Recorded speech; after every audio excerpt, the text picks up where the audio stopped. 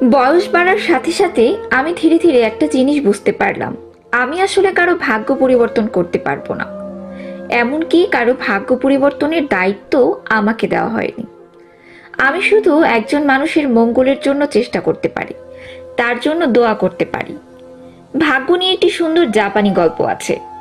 জাপানের তাকামায়া গ্রামে একজন জ্ঞানী ও বৃদ্ধ কৃষক বাস করতেন।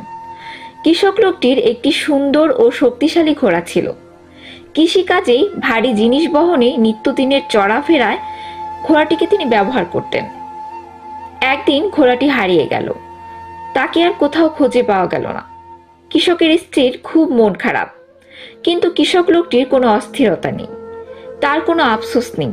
হারিয়ে যাওয়া ঘোড়ার জন্য তার কোনো দুশ্চিন্তা নেই। তাকে দেখে মনে হচ্ছে কোনো কিছুই যেন হারায়নি। আশেপাশের প্রতিবেশীরা এসে বলল, তোমার কি দুর্ভাগ্য, একটা মাত্র ঘোড়া, তাও হারিয়ে গেল। এই কথা শুনে কৃষক লোকটি একটু মৃদু হাসিয়ে বলল, হতে পারে। তার কিছুদিন পর ঘোড়াটি আবার কৃষকের বাড়ি ফিরে আসলো এবং তার সাথে আরো 3টি বন্য ঘোড়া। কৃষকের বাড়িতে অনেক আনন্দ। শুধু হারানো ঘোড়ায় ফিরে আসেনি, তার সাথে আরো 3টে ঘোড়া এসেছে। প্রতিবেশীরা আবার দেখতে আসলো। সবাই লোকটিকে বলতে থাকলো, তোমার কি সৌভাগ্য, হারানো ঘোড়া ফিরে পেয়েছো, সেই সাথে আরো 3টে বাড়তি ঘোড়া। কৃষক আগের মতোই হাসি মুখে বলল, হতে পারে। 2 দিন পর কৃষকের একমাত্র ছেলে একটা বন্য ঘোড়া চড়তে চেষ্টা করে, কিন্তু ঘোড়া থেকে ছিটকে পড়ে যায় এবং পড়ে গিয়ে তার পা ভেঙে ফেলে। এই খবর শুনে প্রতিবেশীরা এসে খুব আফসোস করলো।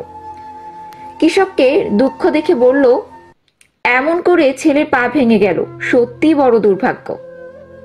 কথা শুনে কৃষক লোকটি মুচকি হেসে বলল, হতে পারে। পরের দিন কৃষকের বাড়িতে রাজার সৈন্যরা এসে হাজির। যুদ্ধের জন্য তারা গ্রামের যুবক ছেলেদেরকে ধরে নিয়ে যেতে এসেছে, কিন্তু কৃষকের ছেলের পা ভাঙ্গা দেখে তাকে না নিয়ে চলে গেল। এইবার প্রতিবেশীরা এসে বলল, তোমার তো দেখছি অনেক বড় সৌভাগ্য, ছেলেকে আর যুদ্ধে গিয়ে মরতে হবে না। মৃদু হেসে কৃষকের একই উত্তর, হতে পারে। এই বৃদ্ধ কৃষকের কথাই সত্যি। এই জীবনে ভালো মন্দ সবকিছুতেই মেনে নিতে হয়। দিনের আলোকে যেমন করে ভালোবেসে গ্রহণ করতে হয়, রাতের আধারকেও একইভাবে আপন করে নিতে হয়। নীরবে বিশ্রাম নিতে হয়। দুঃখ আছে বলেই জীবনে সুখের এত সুন্দর।